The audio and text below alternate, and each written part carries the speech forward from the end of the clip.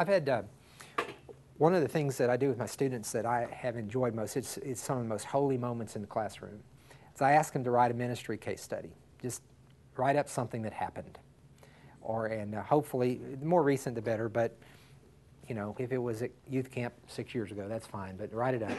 And we got about 30 people in the class, and I gather 5 of them that are part of a learning cohort, and we pretend like the other 25 are not there. And I sit with the 5 of them, and really close, and the others started in the gallery. And then I have one of them just talk to me, and we use a little 4-point outline of the discussion, which is, I think, Doran McCarty came up with this or used it, but it's I'll start with H so I can remember. History, head, heart, and holy. And the history part, I just ask until I've gotten all the facts on the table about what happened. You know, what went on, what did people say, what did people do, what did you do, all that. Then we do head, and that's where we think, what do we know out of theology or psychology or whatever, church administration, any of our academic knowledge we bring to bear on this situation. What kind of things do we observe there? We talk about that. The heart part is, what were you feeling? What was going on inside you? What do you think was going on inside the other people involved here, as best you can tell during this? Reflect on that, remember it. And then holy is the last part, is, and where's God at work in this? Where did you see God? Where do you see God's hand in what's going on? We call that theological reflection. And I a couple of weeks ago had a student who's one of the chaplains. Baylor does a really good thing. They, in all of their residence halls, their dorms, have student chaplains who are Truett students who live in the dorm and serve as chaplains to undergraduates. And one of our chaplains told about a young lady from Africa who was a student, and she attempted suicide at Christmas. And we spent an hour and 15 minutes just going this with her. And it was a very powerful time. And in the last few minutes, after I talked with this one, the other 4 in the group chime in and say what they're thinking, and then we save a few minutes for the gallery to observe something. But mostly it's just a small group. And if we had only 5 people, that'd be preferable. But I didn't do that much theological reflection as a pastor. Not nearly so much as I wish I had. I wish I had spent more time thinking about, mostly I was trying to solve problems a good bit of time, or put out fires. You know, I'd like to have spent more time thinking about, in that difficult situation, where's God at work in this? Now I prayed about it and all that sort of stuff, but no, I didn't do much sitting and thinking about where was God in this and how I'd be responding to that. Some of your sermons that you preach probably reflect some of that. Because some of the sermons we preach, it comes from the lives of the people we pastor. Exactly. Yeah. They ought to. Yeah. But I would try to make sure that the things that I regard as important as a pastor, that for sure there was some time reserved in my life for those to be there, and not let them get eaten up by the many other things that will eat them up, especially if you have a fairly consumer,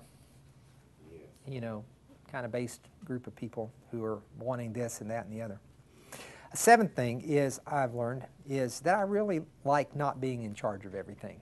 My kingdom is very small these days, and I really like that.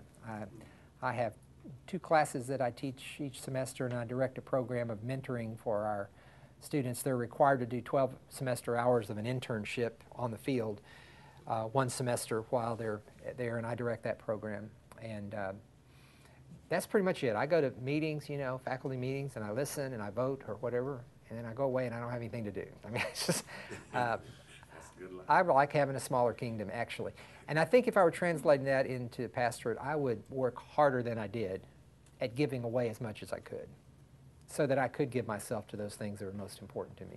But feeling like I had to have my finger on everything, or knowing, I just let go as much as I could let go of it. It's still with the confidence that it was going to be done by somebody who had passion for it. But and that may be, or to put it another way, is to say, I think in retrospect I realize how heavy the weight a pastor carries sometimes is, and I'm kind of glad to not have that on my shoulders every day.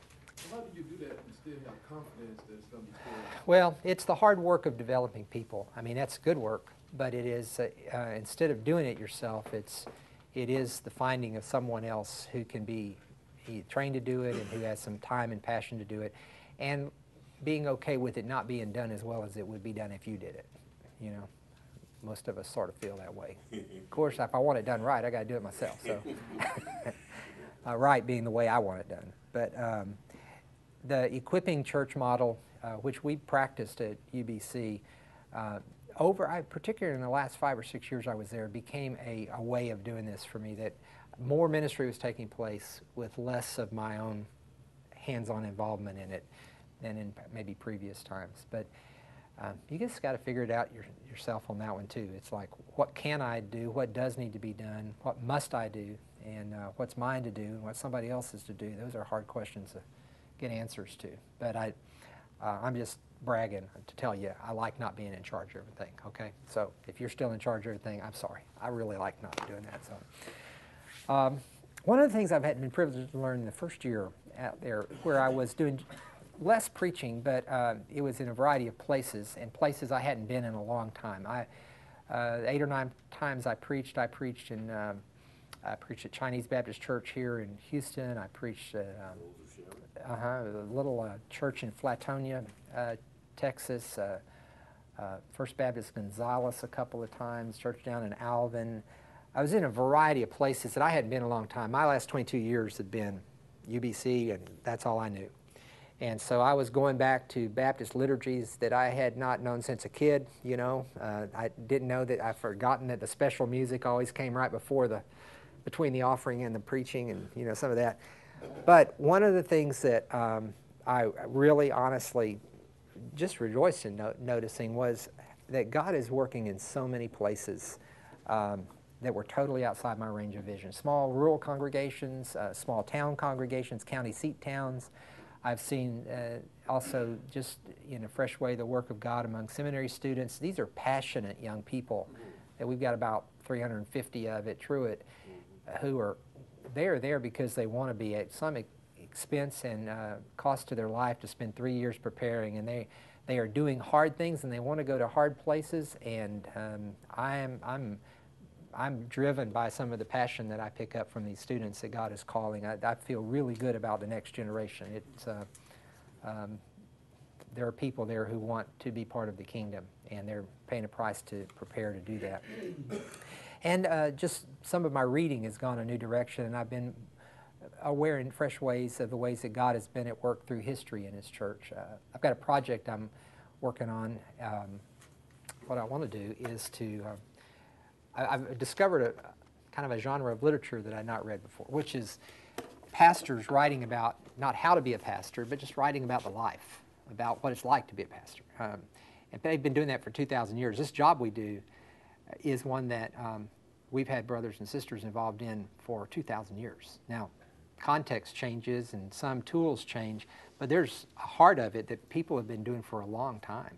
And you can go back and read, you know, Gregory the Great, and I mean, I found these ancient writers who are writing about pastoral ministry, and these writers in the medieval period, and the reformers that are writing about it. And I've kind of decided I would like to collect a set of readings of Baptist voices, beginning with Menno Simons, the Anabaptist leader.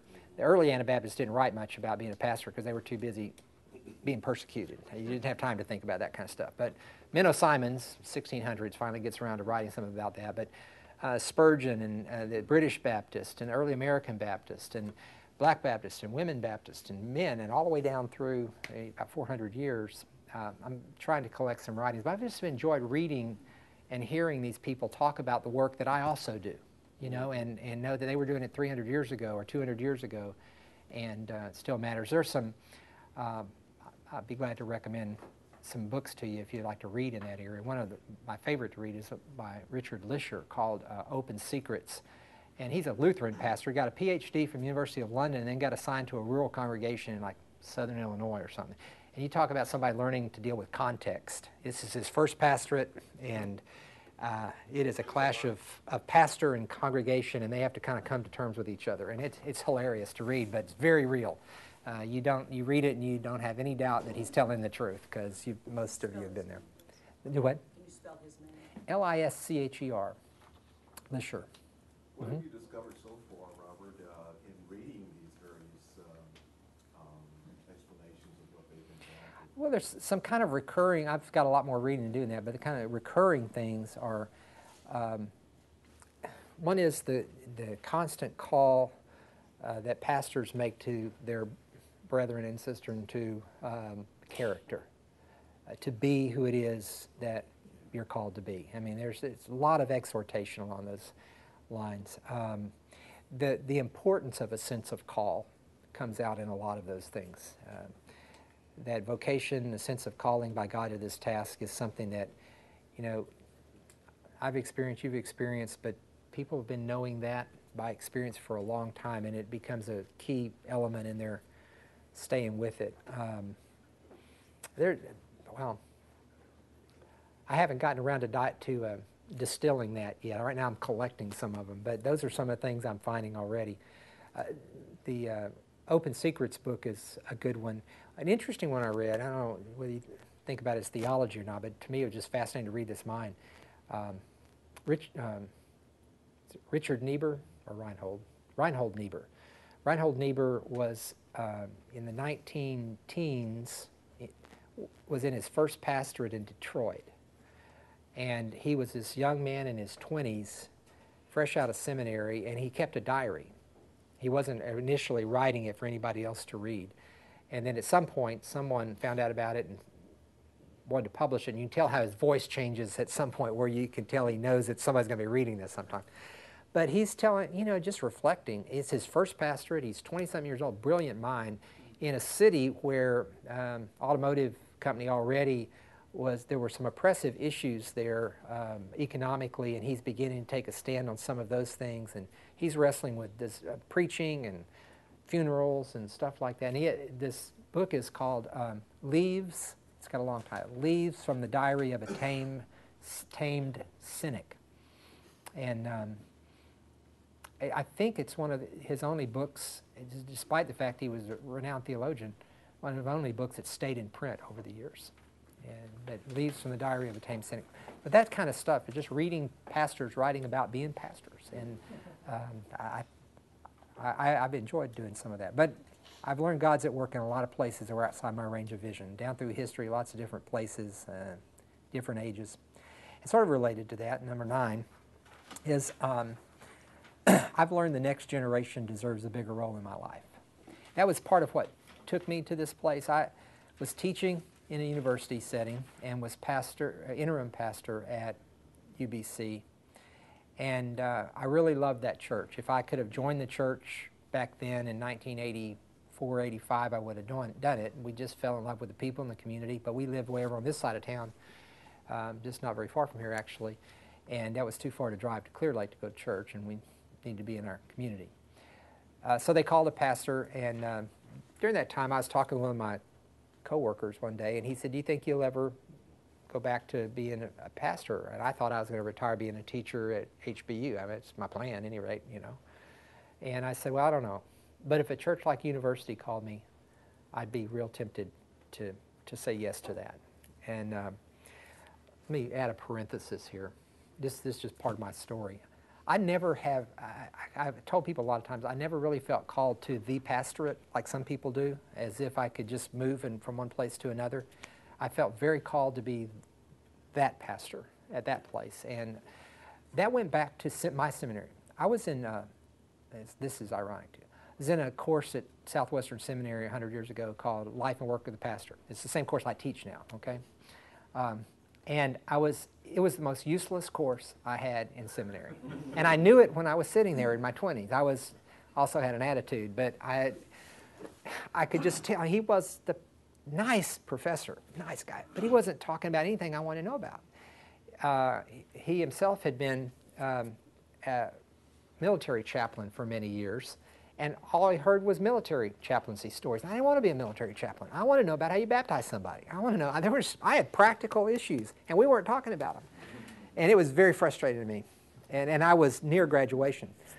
But one day, he invited one of his Doctor of Ministry students to come to class and speak, a man named Henry Adrian. Henry came in. He had been pastor of the Polytechnic Church in Fort Worth, and he was working on a D-Min degree, and under this professor. And so he came in and he talked about leadership. And I took notes about Henry's talk, and it was very interesting to me. And then he said, Henry, tell them about the church you're going to be pastoring. So, well, I'm leaving Polytechnic. There's a new church started up down in Clear Lake area. They're meeting in an elementary school. It's NASA engineers and astronauts and medical people and educators, and the community's going to be growing. And I sat in class. I have this one memory of that day in class of sitting listening to Henry Adrian and going, God, I would love to be pastor of a church like that. And I remember that day. I don't remember anything else. I do remember the day of the final where I took my final exam in there, and then ceremoniously, I don't recommend this. This is a bad attitude. I'm not, okay. But I walked over to the trash can. I opened my notebook. I tore out Henry's lecture and dropped the notebook in the trash can and left after I took my final. And I still have Henry's notes.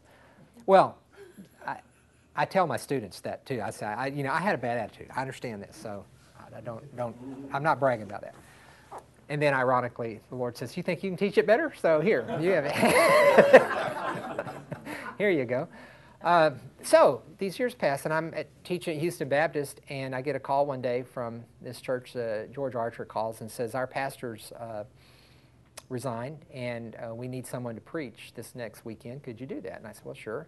He gave me the direction of the church, University Baptist Church. And I went out there, and I didn't know the connection. And so I said, now, who is your pastor? And he said, Henry Adrian. And it dawned on me, this is that church that how cool is that? And so I preached there, and 3 months later they called and said, would you be interested in being our interim pastor? I said, absolutely. So this was just a lot of fun.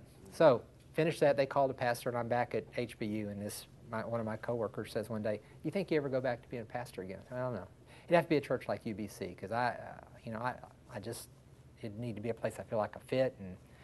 And so about 2 years later, their pastor left, and they called me back and said, would you consider being our pastor? And that was when, some of you will remember when Oral Roberts had seen the 700-foot tall Jesus or something like that. He wouldn't come down out of the Yeah, he wasn't going to come out of the tower, and 700-foot tall Jesus had told him to go up there and pray till people gave money or something.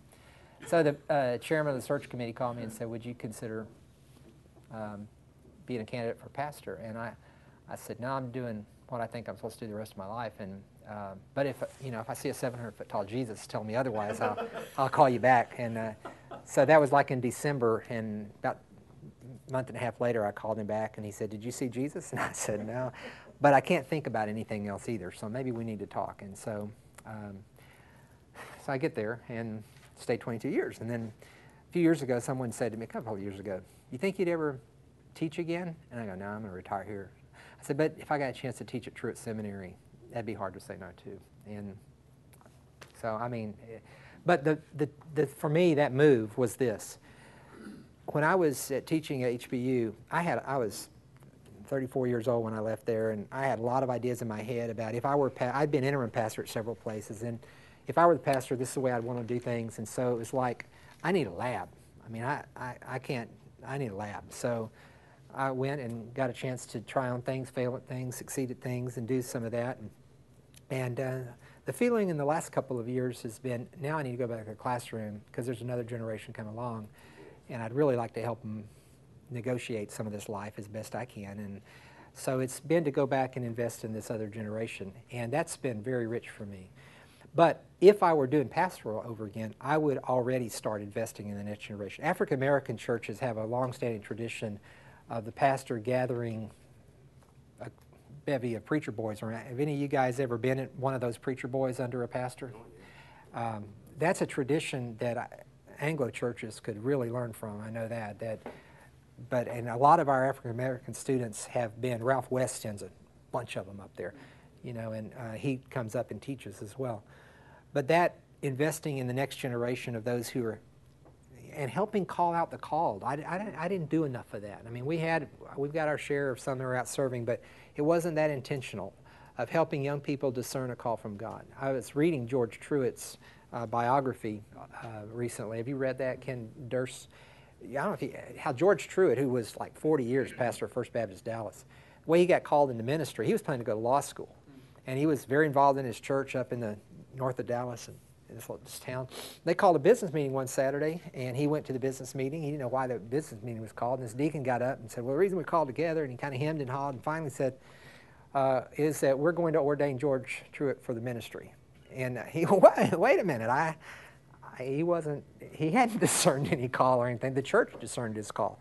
And they discussed it a little bit, and they voted to ordain him for ministry, and they ordained him the next day, and he became a pastor for the rest of his life. So there is a place for the body of Christ to do some of the calling out of the called. And I know I think I would take a bigger effort in encouraging our young people to consider a call to ministry and to talk with them, and where they begin to maybe think along those lines of coming alongside them, giving them things to do, involving them, let them shadow me, do more with them than I did.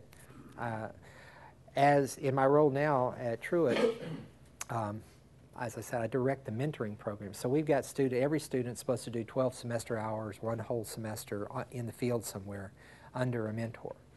And if any of you, they don't get paid for that necessarily. It's nice if churches can do that, but they're not expected to. But if any of you would be interested in talking to me sometime about mentoring a student, I'd be really glad to talk to you.